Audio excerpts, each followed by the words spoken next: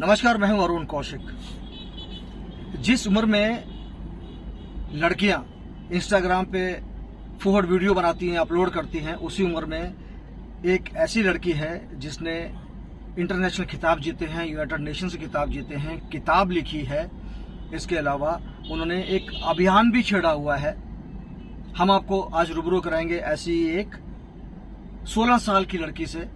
आपने वो सुना ही होगा, छोटा पैकेट बड़ा धमाका। तो ये छोटा पैकेट बड़ा धमाका है। हमारे साथ है जानवी सिंह।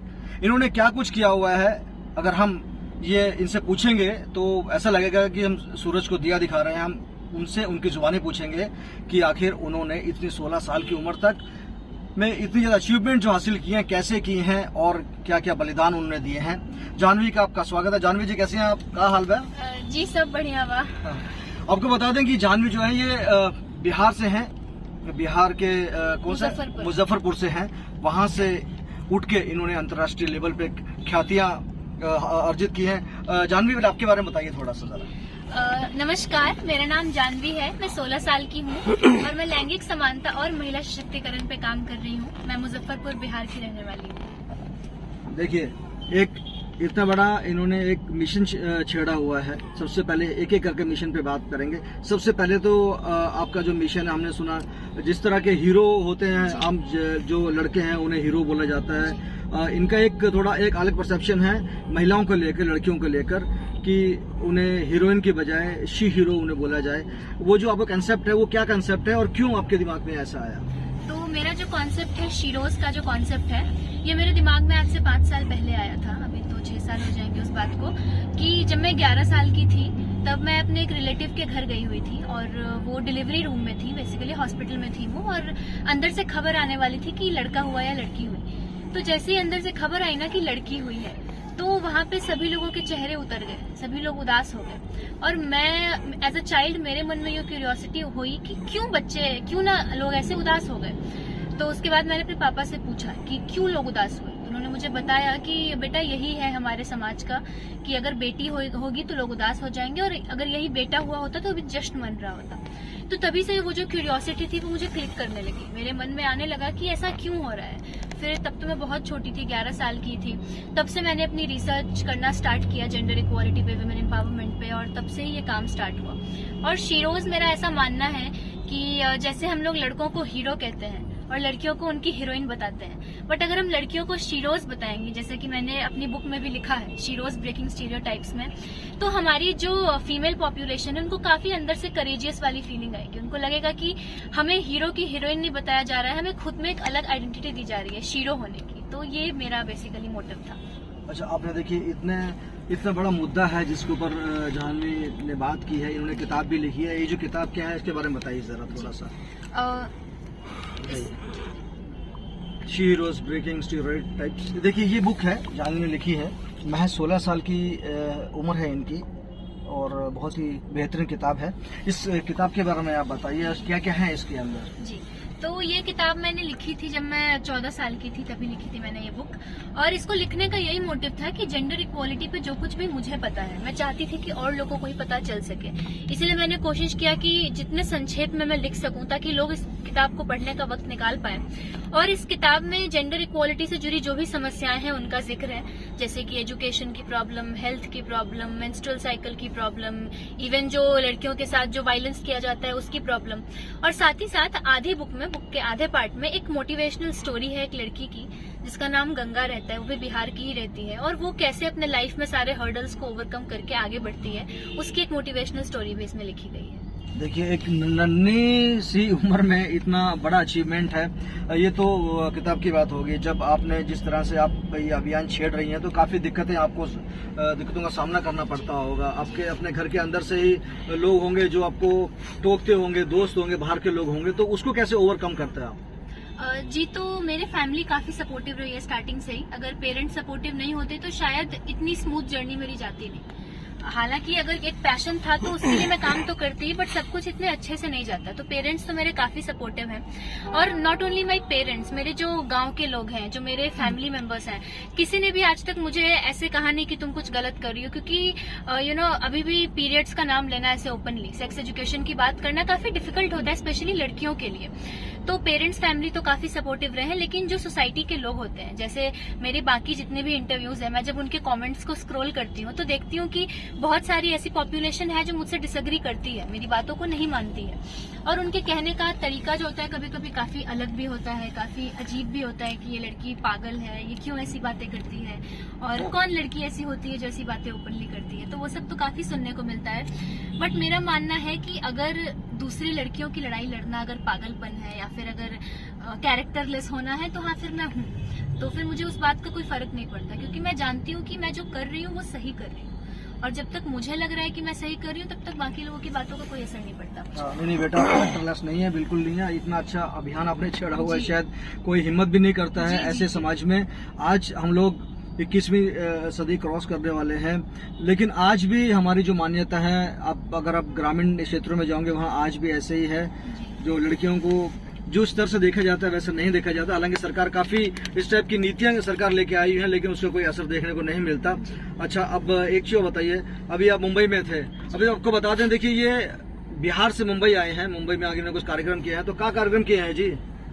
मुंबई में तो अभी सब चलते बा, पहला हमारे इंटरव्यू बा मुंबई में, तो काफी खुशी मिला था हमरा, जे पहले तो बिहार में हमारे इंटरव्यू होते रहे, अब मुंबई में होता, काफी खुशी मिला था। और मैं आशा करती हूँ कि मुंबई में जो भी अभी मैंने जुहू बीच पर एक प्रोग्राम किया था, और मेंस्ट्रुअल हाइजीन डे था अभी 28 मई को, और मासिक स्वच्छता दिवस, तो वहाँ पे मैंने माहवारी स्वच्छता दिवस, तो मैंने वहाँ पे मैं बोर्ड लेकर खड़ी हुई थी लोगों को अवेयर करने के लिए कि मेंस्ट्रुअल साइकिल को लेकर जो स्टिग्मा है हमारी सोसाइटी में वो टूट सके और लोग ओपनली कम से कम उस पर बात करना स्टार्ट करें।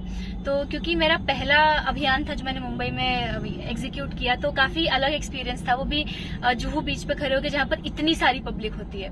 बहुत सारे लोग थे जो आ रहे थे, देख रहे थे, जा रहे थे, कुछ कमेंट्स भी कर रहे थे आपस में। लेकिन मेरा करने का ये मोटिव था कि जिस चीज से दुनिया चलती है, अगर एक औरत को पीरियड्स ना हो तो फिर वो कभी माँ नहीं बन सकती, हमारी पॉपुलेशन आगे नहीं बढ़ पाएगी, उसका नाम लेने में, उसके बारे में जिक्र करने में ये शर्म जो है वो क्यों है।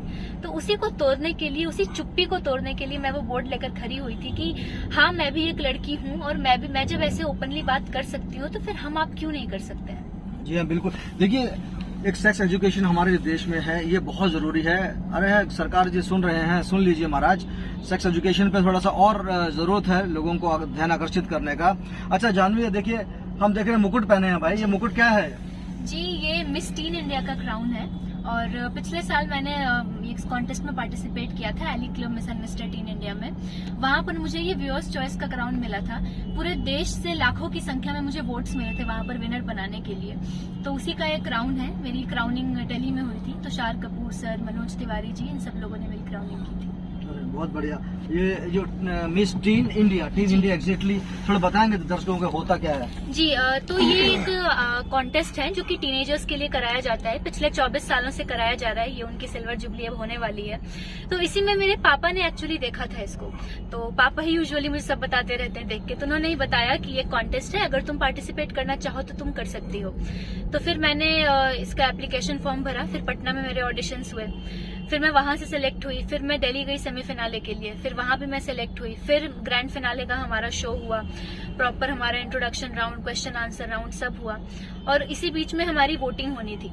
तो पूरे देश से, क्योंकि मैं काफी टाइम से मीडिया में एक्टिव रही हूँ और सोसाइटी के लिए मैंने बहुत कुछ किया है, तो सोसाइटी ने एज ए रिटर्न मुझे ये क्राउन दिया गिफ्ट में। मुझे इतने सारे वोट्स मिले जिसकी कोई गिनती नहीं की जा सकती है, और तो ये क्राउन मिला मुझे। कितने थे कंटेस्टेंट? कितने थे कंटेस्टेंट? ऑल ओवर कंट्री से 50 लड़कियां ही सिलेक्ट हो पाई थी इस कॉन्टेस्ट के लिए। बहुत बहुत बहुत बढ़िया। अच्छा देखिए, आपको बता दें कि ऐसा नहीं है कि जाह्नवी सिर्फ यूपी और बिहार में ही फेमस है, ये अंतर्राष्ट्रीय लेवल में भी काफी फेमस हैं, काफी ख्याति इन्होंने पाई है। यूनाइटेड नेशन में इन्होंने 3 अवार्ड जीते हैं, है ना? जी। तो वो जो अवार्ड आपको मिले हैं यूनाइटेड नेशंस में, तो वो किस आधार पर आपको मिले हैं और कितनी बार मिले हैं? जी, तो संयुक्त राष्ट्र फाउंडेशन अमेरिका की तरफ से मुझे पहली बार अवार्ड मिला था 2020 में, जब मैं मात्र 13 साल की थी। तो जो अवार्ड मुझे मिला था वो जेंडर इक्वालिटी के फील्ड में ही मिला था, कि इतनी कम उम्र में, 13 साल की उम्र थी मेरी तब, और मैं जेंडर इक्वालिटी पे जितना एक्टिवली काम कर रही थी, जितना मैं अवेयरनेस जनरेशन का काम, वुमेन एम्पावरमेंट पे कर रही थी, इसी को देखते हुए यूनाइटेड नेशंस ने मुझे अवार्ड दिया था। और सिर्फ एक बार नहीं, मुझे लगातार 3 बार वहां से अवार्ड मिले, 2020, 2021 और 2022 में। और लगातार 3 बार वहां से अवार्ड मिले। साथ ही साथ मैंने एक डॉक्यूमेंट्री फिल्म में भी काम किया जो HIV एड्स पर बेस्ड है। वो कनाडा से रिलीज हुई थी, वर्ल्ड एड्स कॉन्फ्रेंस, पिछले साल 1 अगस्त को। और इसके अलावा 2020 में ही मेरा नाम इंडिया बुक ऑफ रिकॉर्ड्स में भी आया था अंडर टाइटल अप्रिसिएशन, क्योंकि 13 साल की उम्र में यूनाइटेड नेशन से अवार्ड मिलना इज अ बिग डील, तो इसीलिए मुझे मेरा नाम इंडिया बुक ऑफ रिकॉर्ड्स में भी आया था उसी वर्ष। देखिए, अंतर्राष्ट्रीय लेवल पे यूनाइटेड नेशन से इन्हें अवार्ड मिले हैं, एक नहीं 3 अवार्ड मिले हैं। ये कोई बच्चों का खेल नहीं है, हालांकि ये खुद बच्ची हैं। अच्छा, ये तो हो गया आपका अवार्ड्स के, वो हो गया। अब आपने जो कुछ मिशंस और जो चला के रखे हुए हैं समाज सुधार के लिए, वो क्या क्या है? जी, मेरा बेसिकली मिशन है अवेयरनेस जनरेशन का, क्योंकि मैं बिलीव करती हूँ कि अगर हमारी जो जनता है, हमारी जो पॉपुलेशन है, अगर वो अवेयर रहेगी, अगर उनको चीजों के बारे में पता होगा। बिकॉज मैं बिहार में मेजरली मैं काम कर रही थी, तो वहाँ पे क्या था कि पॉपुलेशन जो थी वो ज्यादातर अवेयर नहीं थी। जो हमारे गांव के लोग होते हैं, सिर्फ बिहार क्या है, हम पूरे इंडिया की बात करें या पूरे ग्लोबल लेवल की बात करें, तो जो पॉपुलेशन है वो कहीं ना कहीं अभी भी लैक करती है अवेयरनेस की। उनको जेंडर इक्वालिटी जैसे टर्म्स नहीं पता होते। तो मैं चाहती हूँ कि अगर उनको पता रहेगा तो एटलीस्ट वो कुछ ना कुछ एक पॉजिटिव स्टेप ले पाएंगे आगे बढ़ने की ओर।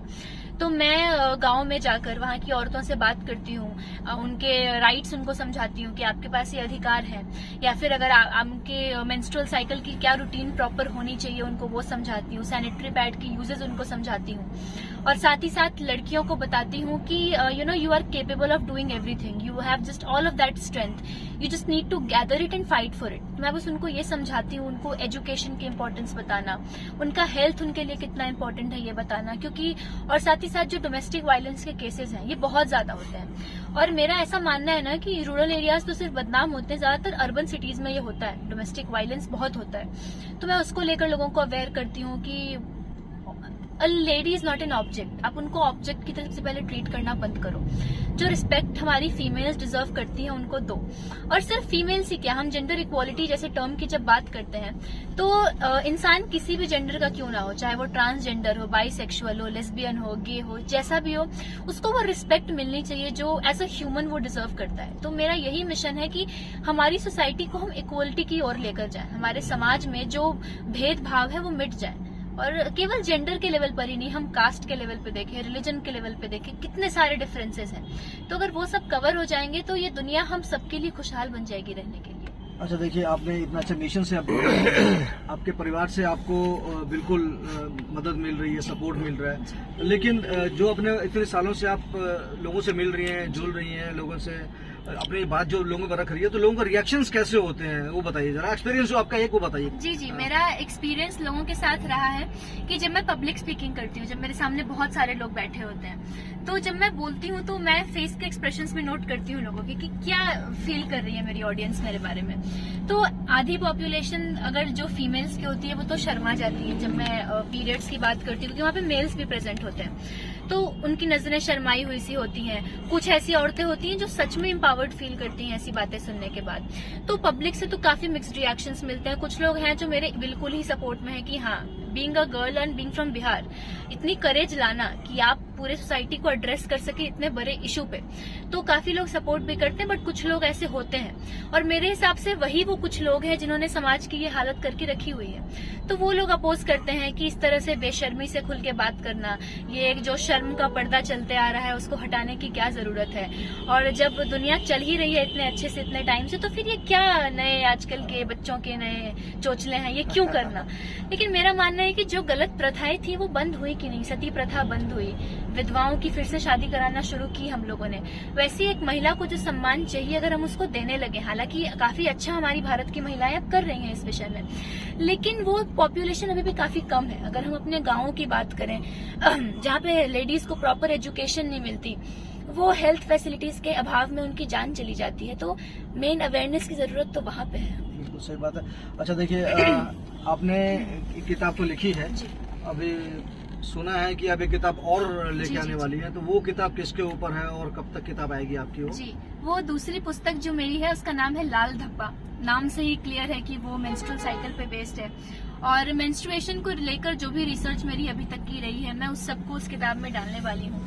एक लेडी का क्या लाइफस्टाइल होना चाहिए, क्या रूटीन होना चाहिए ड्यूरिंग हर पीरियड्स, क्या स्टिग्मास हैं ऑल ओवर द वर्ल्ड जो पीरियड्स को सराउंड करते हैं, क्या मिथ्स हैं, क्या टैबूज हैं, मैं उन सब का काफी डिटेल में जिक्र कर रही हूँ उस किताब में, इसलिए काफी टाइम लग रहा है उसको आने में, बट आई होप कि वो जल्दी आ जाए और जो भी हमारी महिलाएं हैं या जो भी पुरुष हैं वो उसको पढ़ के और ज्यादा अवेयर हो जाए और ज्यादा जागरूक हो जाए। क्योंकि मेरा मानना है कि महिलाएं जागरूक हो तो अच्छा ही है, लेकिन अगर हमारे पुरुष भी थोड़ा सा महिलाओं का साथ दे दें तो फिर क्या ही बात हो जाएगी। बिल्कुल सही बात। अच्छा, आपके इस मिशन में सरकार की तरफ से कभी सहयोग मिला? इतना बड़ा मिशन आप चल रही है, इतना अच्छा है, अब धीरे धीरे सबको पता लग रहा है, तो सरकार की तरफ से कुछ हेल्पिंग हैंड कुछ आया है, कुछ मदद के लिए आपके पास? जी, भारत सरकार की तरफ से तो अभी कुछ भी नहीं आया है, लेकिन यूनाइटेड नेशन से मैं काफी एक्टिवली जुड़ी हुई हूँ। वहाँ से हमेशा ही मेरी मीटिंग, सेमिनार्स और वहाँ से काफी कुछ चलता रहता है। अच्छा, पैसा सब वहीं से आ रहा है?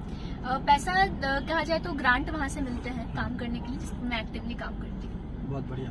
अच्छा, देखिए अभी मुंबई आई हैं, हमने इंटरव्यू किया, ये हमारा सौभाग्य है, इनका इंटरव्यू करने का मौका मिला।